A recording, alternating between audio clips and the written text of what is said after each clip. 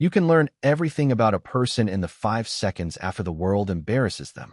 The lunch crowd inside Maple and Ash Café moved with the polished rhythm of downtown success. Espresso machines hissed. Ceramic cups clinked against saucers.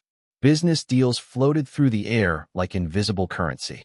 Outside, the October breeze swept amber leaves across the sidewalk, while people hurried toward glass towers that reflected the noon sun.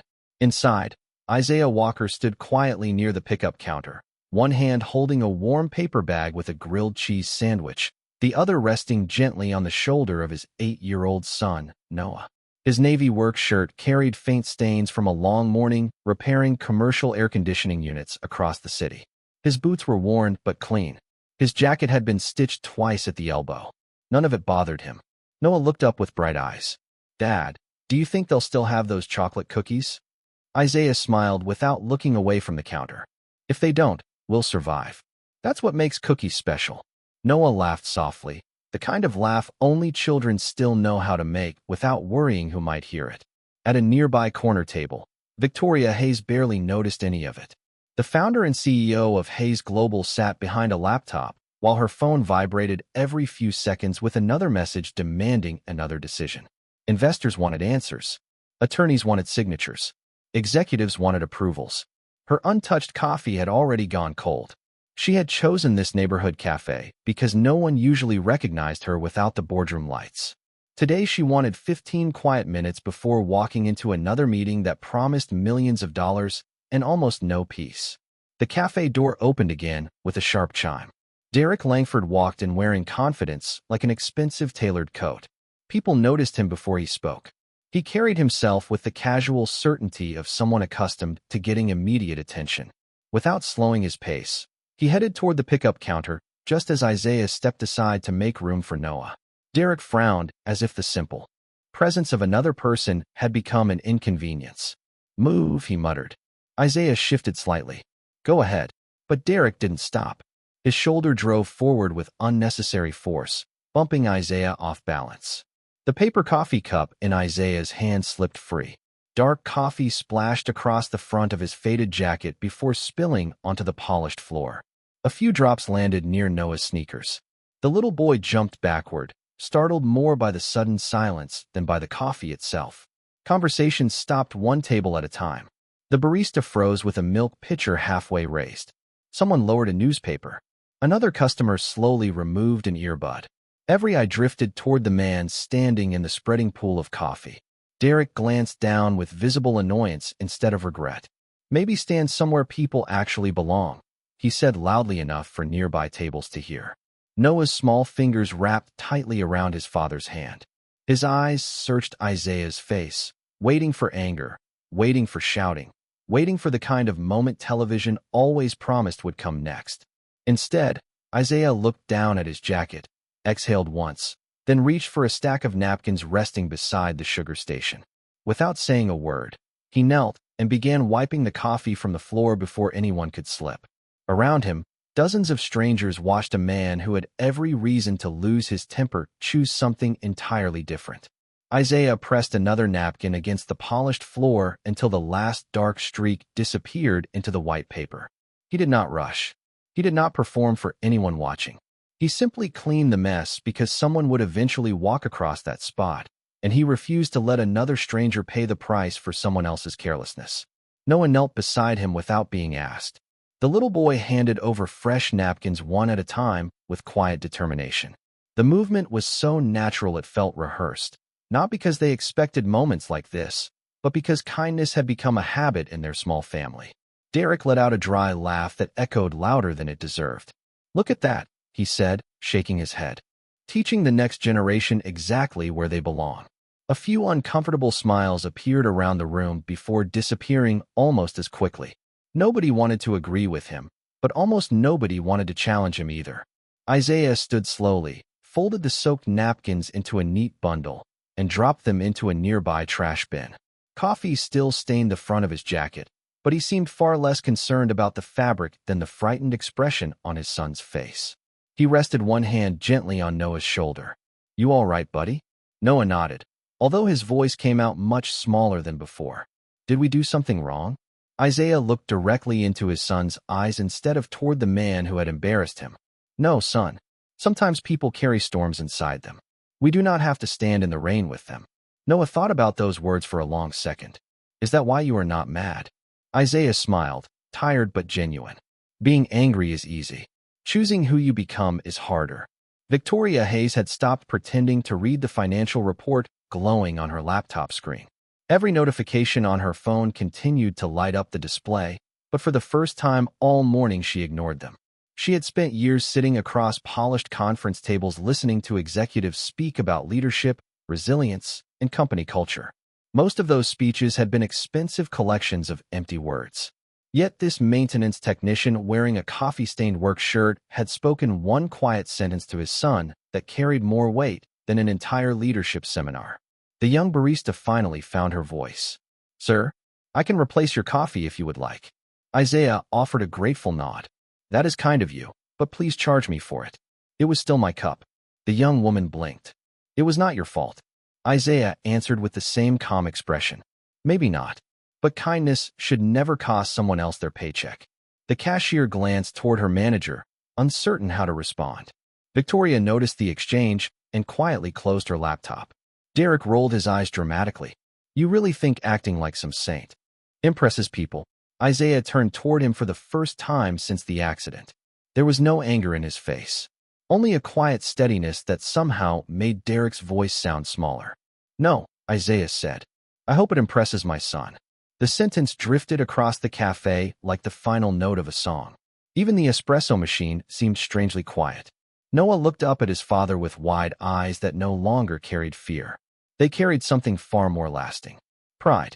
And somewhere across the room, Victoria Hayes realized she could not remember the last time she had witnessed someone protect a child's heart instead of protecting his own pride. The silence settled over the cafe with a strange kind of weight, the kind that made ordinary sounds suddenly seem too loud. Someone stirred cream into a coffee without taking a sip. A businessman slowly lowered his phone after pretending to read emails he had not actually seen for the past minute. Even Derek seemed irritated that no one had laughed with him. He straightened his expensive jacket as though confidence could be pressed back into place. You know what your problem is? He said, forcing a grin. People like you mistake weakness for character. Isaiah looked down at Noah before answering. Wait here for 1 second, buddy. The little boy nodded. Isaiah walked to the counter, removed his wallet, and carefully counted several folded bills that had clearly been organized long before that morning. There were no platinum cards, no thick stack of cash, only carefully saved dollars placed in precise order. He smiled at the cashier. 1 grilled cheese, 1 chocolate cookie if you still have one, and another black coffee, please. The young cashier hesitated. Sir, your lunch is on the house today. Isaiah gently slid the bills across the counter anyway. I appreciate your kindness more than you know, but my son is watching me. I want him to remember that accepting generosity and expecting it are 2 different things. The cashier swallowed hard before quietly ringing up the order. Victoria watched every movement without interrupting. She had built companies worth hundreds of millions of dollars. She negotiated acquisitions that changed industries. Yet she realized she had almost forgotten how dignity actually looked. It was not standing on a stage. It was not appearing on magazine covers. Sometimes dignity looked like a father refusing free lunch because he wanted his son to understand responsibility. Noah wandered toward the display case, where fresh pastries rested behind spotless glass. His eyes paused on a large chocolate chip cookie nearly the size of his hand, then drifted away without saying anything. Isaiah noticed anyway. That one caught your eye? Noah smiled shyly. Maybe a little. Good choice, Isaiah replied. We will split it. Noah shook his head almost immediately. No, Dad. You skipped breakfast because you said you were busy. You should have the bigger half. Isaiah laughed softly, the sound warm enough to soften the air around them. Then we will argue over it after lunch. A few nearby customers smiled despite themselves. The conversation felt ordinary, almost invisible, yet somehow it carried more life than the loud confidence that had filled the room only minutes earlier. Derek noticed the changing mood and frowned. He had expected embarrassment. Instead, people seemed drawn toward the quiet family standing near the counter. That irritated him far more than any argument could have.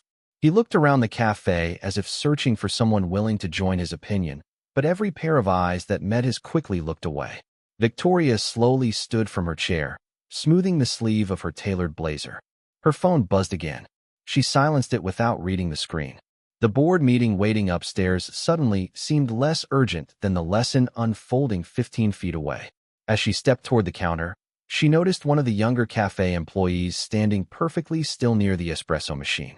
The young woman's hands trembled slightly as she avoided looking toward Derek. It was only a fleeting moment, but Victoria had spent enough years reading boardrooms to recognize fear when she saw it. She did not know the whole story yet. She only knew one thing with absolute certainty. Whatever had happened inside this cafe today had not started with a spilled cup of coffee. Victoria stopped beside the espresso bar instead of walking directly toward Isaiah. Years in business had taught her that people revealed far more when they believed no one important was paying attention. The young employee kept polishing the same ceramic mug long after it was already spotless. Her hands trembled just enough to catch Victoria's eye. "Are you all right?" Victoria asked quietly. The young woman forced a quick smile that convinced no one. "Yes, ma'am. Everything is fine." Before Victoria could answer, Derek laughed from across the room. "Do not waste your time. She worries too much."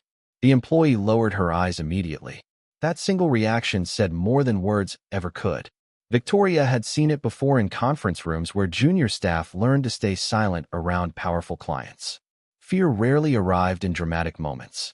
Most of the time it settled into ordinary habits until people forgot what confidence felt like.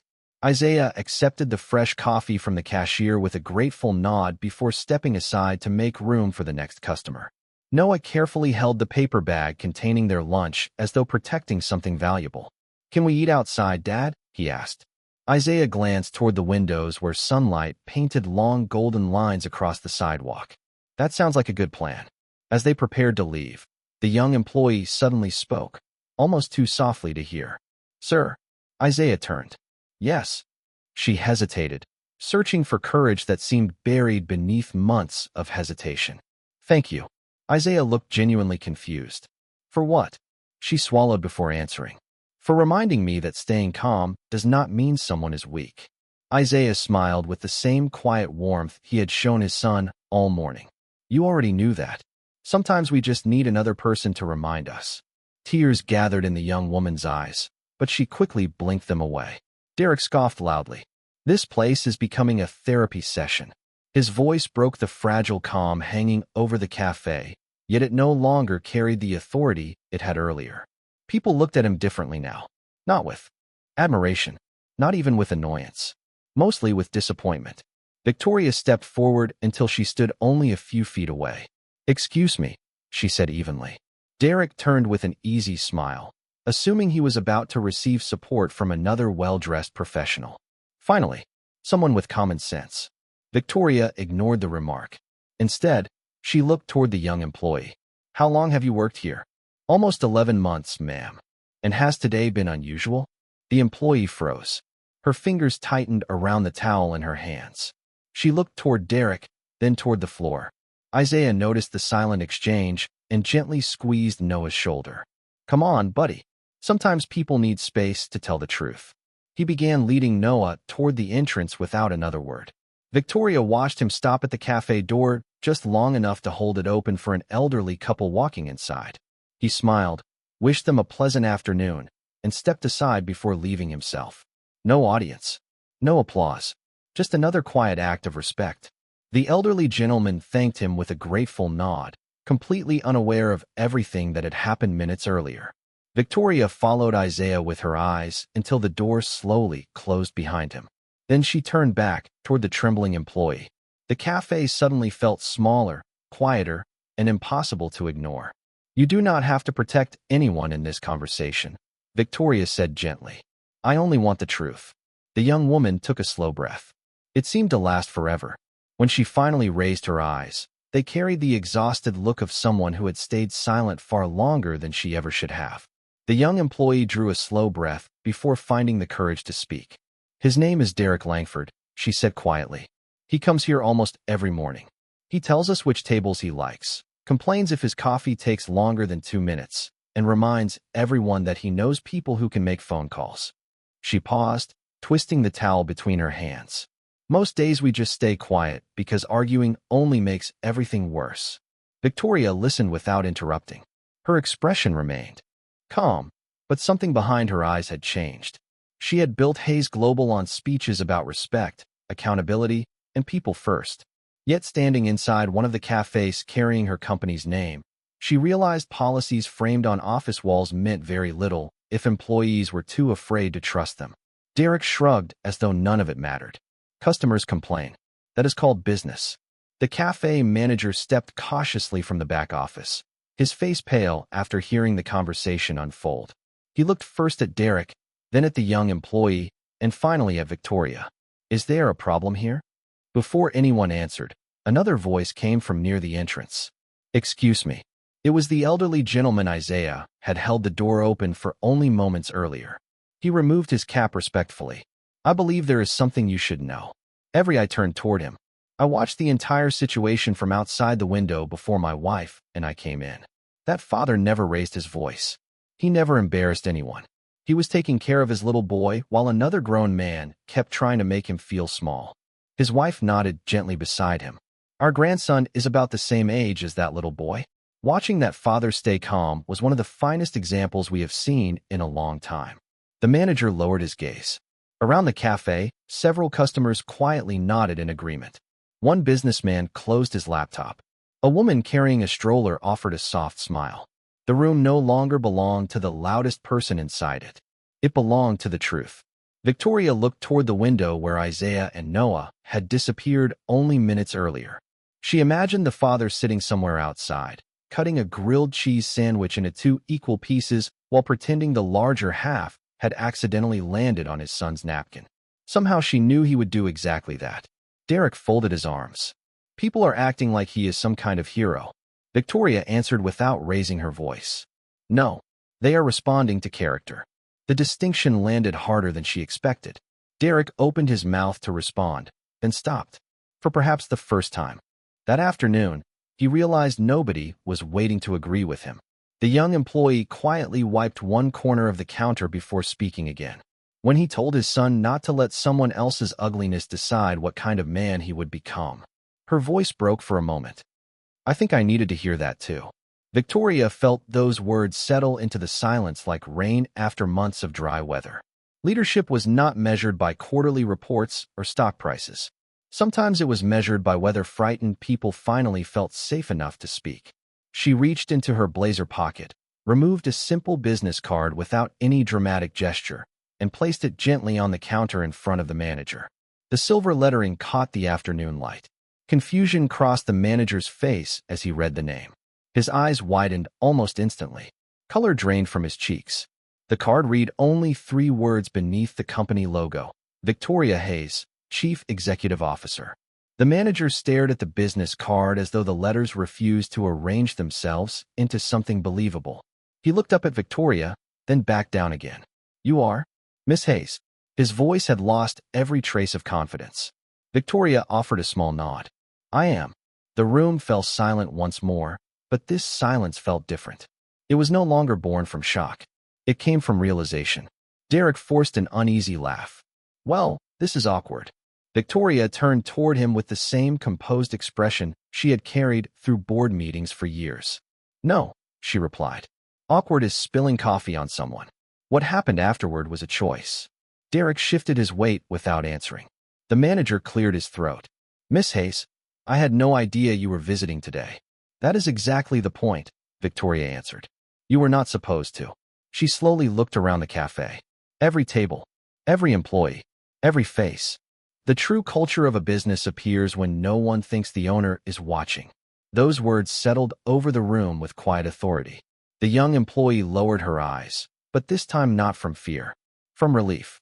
Victoria walked toward the front window where Isaiah and Noah had disappeared only moments earlier. Through the glass, she spotted them across the street in a small public square beneath a maple tree whose autumn leaves drifted gently onto the sidewalk. Noah sat on a wooden bench while Isaiah carefully divided the grilled cheese sandwich into 2 pieces. Just as she had imagined, Isaiah slid the larger half toward his son. Noah immediately smiled and switched the pieces when he thought his father was not looking. Isaiah pretended not to notice. Instead, he broke the chocolate cookie into two nearly perfect halves before secretly giving Noah the slightly larger piece again. The boy laughed. Even through the glass, Victoria could recognize that laugh. It carried none of the fear from earlier, only safety. She watched Isaiah lift his coffee, now barely warm, and quietly enjoy the simple afternoon without the slightest awareness that an entire cafe was still talking about him. He never looked back toward the building. He never searched for approval. The moment had already passed for him because he had never lived for other people's applause. Victoria felt something unfamiliar settle inside her chest. It was not guilt. It was perspective. She had spent years believing influence came from controlling outcomes. Yet one ordinary father had changed the atmosphere of an entire room without raising his voice once. Behind her, Derek finally spoke again. "Are you really going to judge me over one misunderstanding?" Victoria turned away from the window. "No, I am judging a pattern." She looked toward the young employee, and judging the silence it created. The manager swallowed hard. "Miss Hayes, I accept responsibility." Victoria nodded gently. "Good. Responsibility is where improvement begins." She picked up her phone at last. The screen showed more than 30 missed messages from executives waiting upstairs. For the first time in years, none of them felt urgent.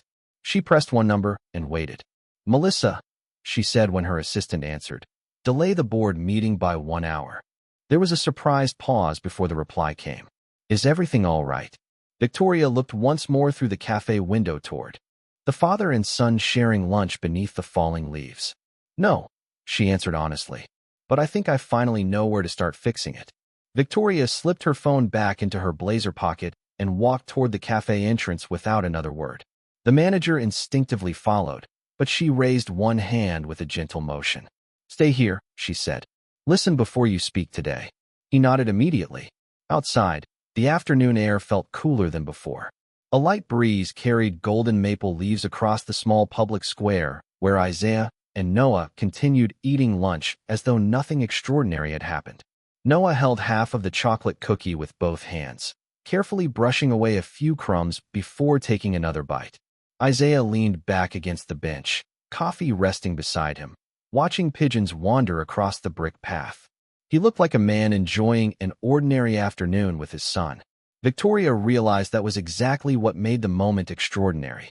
She crossed the street slowly, not wanting to interrupt whatever peace they had rebuilt after the cafe. Isaiah noticed her approaching and immediately stood. "Good afternoon," he said with the same calm courtesy he had offered everyone else that day. Noah looked up at Victoria and smiled politely before sliding closer to make room on the bench. "Would you like to sit?" he asked. Victoria smiled back, surprised by the invitation. "Thank you, but I will stand for just a moment." She looked at Isaiah. "I wanted to introduce myself properly. My name is Victoria Hayes." Isaiah nodded once. "It is nice to meet you, Miss Hayes." There was no flicker of recognition, no sudden change in posture, no attempt to impress her. He simply greeted another stranger with respect. Victoria found herself appreciating that more than she expected. "I own the company that operates the cafe across the street." Isaiah glanced toward the building before looking back at her. "It is a beautiful place." She almost laughed at the simplicity of the answer. "After everything that happened, that is your first comment?" Isaiah shrugged gently. One difficult moment does not erase all the good people working. Inside, Victoria studied him for a second. Most people would remember the man who embarrassed them. Isaiah looked toward Noah, who was happily brushing cookie crumbs from his jeans. "My son will remember today one way or another. I would rather he remember the cashier who was kind, the employee who found her courage, and the older couple who spoke the truth. Those memories are worth keeping." Victoria felt the words settle deeply inside her. They were not spoken to impress her. They were simply the way he saw the world. Noah looked between the two adults with innocent curiosity. "Dad, is she the lady from the cafe?" Isaiah smiled. "She is." Noah stood and offered his small hand with complete confidence. "Hi, Miss Hayes. I am Noah." Victoria shook his hand gently. "It is very nice to meet you, Noah." He grinned. "Dad says everybody deserves a good hello because you never know what kind of day they are having." Victoria blinked. A simple sentence from a child somehow carried the same quiet strength as every lesson his father had shared that afternoon. She turned back toward Isaiah. "Would you allow me to replace your lunch another day?" Isaiah smiled warmly. "You already have." Victoria looked puzzled. Isaiah nodded toward Noah. My son watched people choose kindness over silence today. That is worth more than another sandwich. For a long moment, none of them spoke. The breeze continued carrying autumn leaves across the square, while the city hurried past without noticing that, on one ordinary park bench, three strangers had begun seeing the world through entirely different eyes. Victoria remained beside the bench for another quiet moment before reaching into her coat pocket and removing a simple white business card. She held it between two fingers, but did not immediately offer it. Isaiah, she said gently, I would like to ask you something, but I do not want you to misunderstand my reason. Isaiah waited patiently. He had learned long ago that silence often gave people room to speak honestly. Tomorrow morning, Victoria continued, I am meeting with every regional manager in my company. We will spend 3 hours discussing leadership, customer service, and company values. She glanced toward the cafe across the street. After today, I am no longer certain that any of us truly understands those words. Noah looked curiously between them while finishing the last bite of his cookie. Victoria smiled at him before returning her attention to Isaiah. Would you consider joining us for 10 minutes? Not as an employee, not as a speaker I hired, just as yourself. Isaiah looked surprised. I repair heating and cooling systems, Miss Hayes. I have never spoken to executives. Victoria answered softly. That is exactly why I am asking. Isaiah studied the business card without taking it. People like me usually get invited into rooms because someone wants a photograph or a story. Victoria did not look away. I am inviting you because I need perspective. A breeze carried another wave of maple leaves across the square. One landed beside Noah's shoe. He picked it up carefully, turning it over in his small hands before placing it inside his backpack. For my collection, he explained with a smile. Isaiah watched his son for a second before speaking again. Can I ask you something? Of course. If I say no, will tomorrow's meeting still happen? Victoria nodded immediately. Yes. Will your managers still hear what happened today?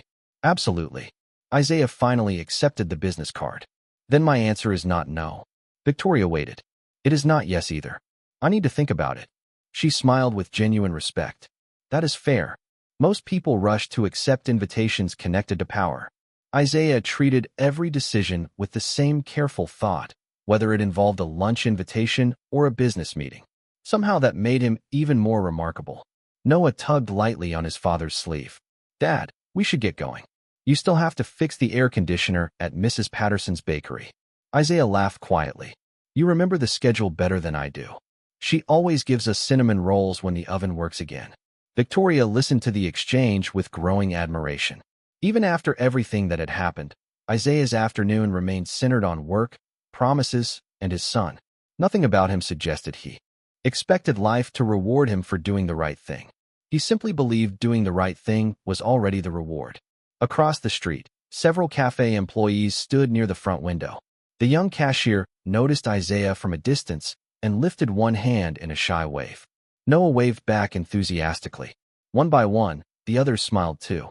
The fear that had filled the cafe only an hour earlier had quietly given way to something lighter. Hope did not arrive with applause. It arrived with ordinary people choosing a different way to treat one another. Victoria looked at Isaiah one last time before preparing to leave. Whether you come tomorrow or not, she said, you have already changed more than you realize. Isaiah slipped the business card into his jacket pocket and smiled with quiet humility. Sometimes all people need is someone willing to see them before deciding who they are. Isaiah stood from the bench and adjusted the strap of Noah's backpack before they began walking toward the sidewalk. The afternoon sun stretched long shadows across the brick path, turning an ordinary city block into something almost peaceful. Noah slipped his small hand into his father's without thinking. It was a habit that had survived every difficult season of their lives. Victoria remained where she was, watching them disappear into the rhythm of the city. Expensive cars rolled past. Office workers hurried toward afternoon meetings. Delivery trucks unloaded boxes for businesses that would never notice one quiet father walking by with his son. Yet somehow, Isaiah seemed to belong more completely than anyone else on that street. He carried no title people recognized. He owned no corner office overlooking the skyline. But he walked with something rarer than success. He walked with peace. Noah looked up as they reached the crosswalk. Dad, Yes, buddy. Do you think that lady will make things better? Isaiah smiled as the traffic light changed. I think she wants to. Noah thought carefully before asking another question. Is wanting enough? Isaiah glanced toward the busy intersection before answering. Wanting is where every good change begins. The hard part is choosing it. Again tomorrow. Noah nodded as though storing the sentence somewhere important. They crossed together while the autumn wind carried another handful of maple leaves around their feet. Across the street, Victoria slowly returned to the cafe. She noticed something different before she even stepped inside. Employees were talking to one another with relaxed smiles. The young cashier laughed quietly with the elderly couple. The manager was helping wipe tables instead of standing behind the register giving instructions. Nothing dramatic had happened. The building had not changed. The menu had not changed. The people had. She walked toward the entrance, then paused beside the front window one final time. On the glass, she caught her own reflection standing beside the fading image of Isaiah and Noah disappearing into the distance. For years, she had measured growth in profits, expansion, and market share. Today, she measured it by something much smaller. A frightened employee had found her voice. A little boy had learned that dignity survives humiliation. A room full of strangers had remembered that silence should protect the vulnerable, not the comfortable. The next morning's leadership meeting suddenly had a purpose no presentation could ever provide. Victoria reached into her pocket and touched the empty space where her business card had been. She hoped Isaiah would come, but for the first time she understood that the invitation mattered less than the lesson itself. Some people transform a company by writing new policies. Others transform it simply by living in a way that reminds everyone else who they could become.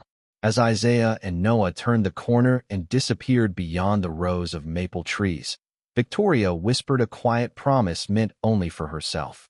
She would build a company where no child had to wonder whether kindness was weakness, where no employee had to earn the right to be treated with respect, and where character would always speak louder than status. Because the strongest voice she had heard that day never became loud at all. He did not raise his voice. He raised her faith in people.